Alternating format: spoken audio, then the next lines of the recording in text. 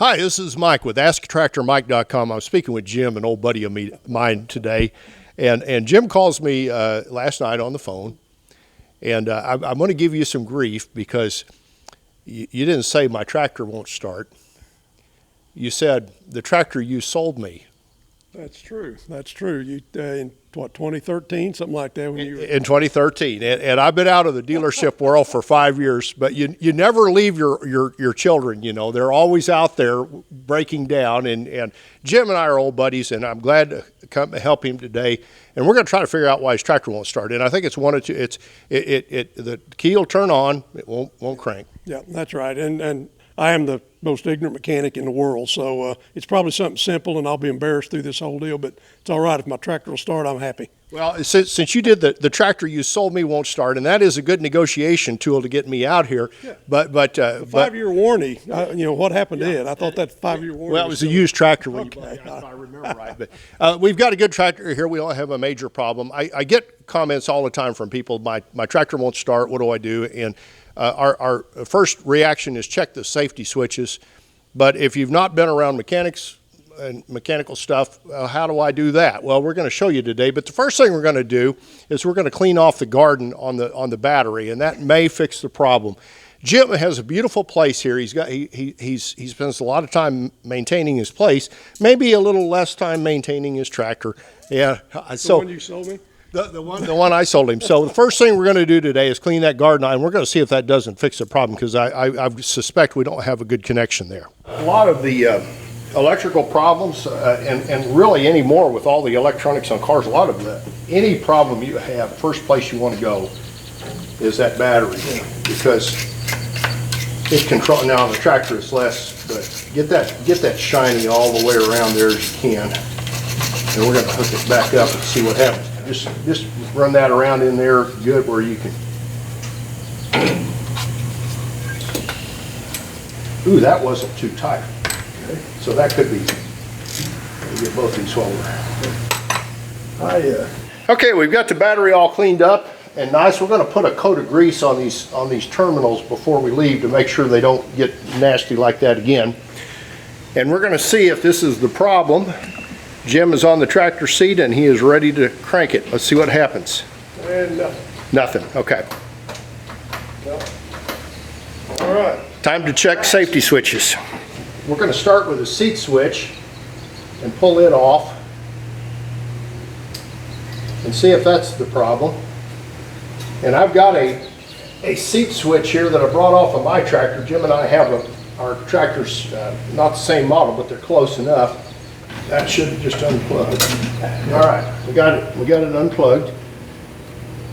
Not too dirty in there. Now we're going to plug in my safety switch, and we're going to push down on it. Are we out of gear? And We are. okay. See what we got. Nothing. Okay, so it's not the safety switch. Oh, rule that one out. That was the easy one. Darn it. Yeah. Now it gets a little tougher. So we're going to plug back in the old safety switch. Okay, our next project will be finding the other switches and wiring around them, being real careful that we don't create a situation that's dangerous where the tractor might start and run over one of us, but that's highly unlikely. Before I came today, I went on the manufacturer's website and looked for all the safety switches and identified where they all are. The next one is the emergency brake safety switch, and it's buried right up in there. I don't have a replacement to test it with, so we're going to unplug it, and we're going to put this wire in the terminals to short around it, to basically bypass it, to test to see if that's a problem. And if that's a problem, we'll need to replace that safety switch. The plug that goes in there should have a keeper that we release, and then it'll unplug.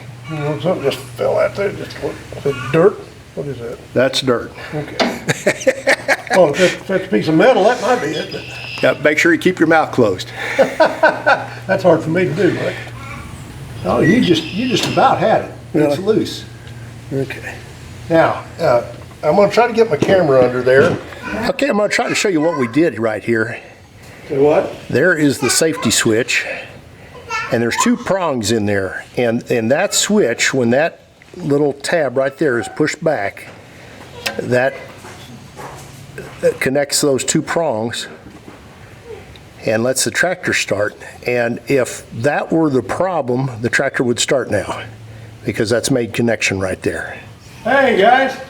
Can you see how it goes? Oh, wow. Hello.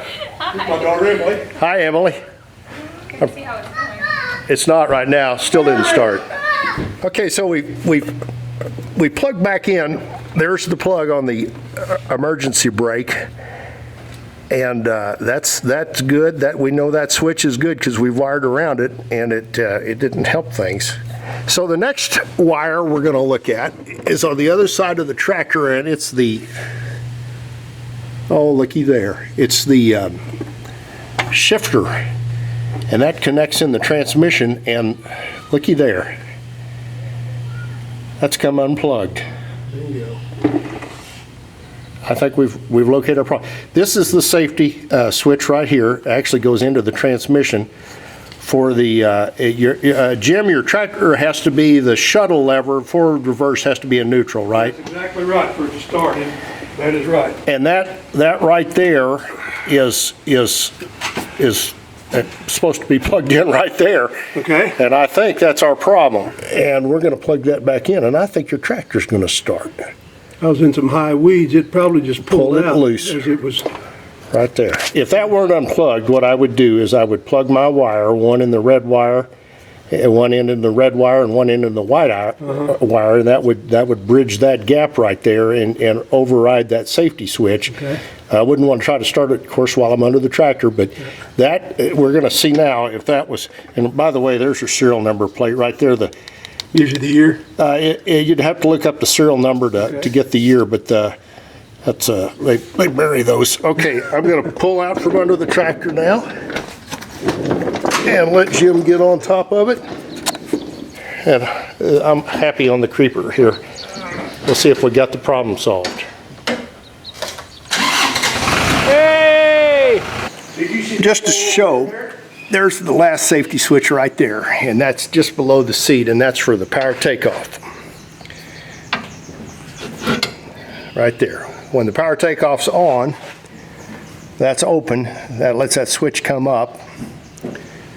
Now, if you tried to start it right now, it wouldn't start. It's kind of like now I'm not sure that's not the same switch that goes on the seat, but when you pull that lever down, that locks that button down right there. If we hadn't have found our problem, we'd have unplugged this right here and plugged our wire into both of these prongs right here and seen if that started it. But luckily we found a problem. We're good to go.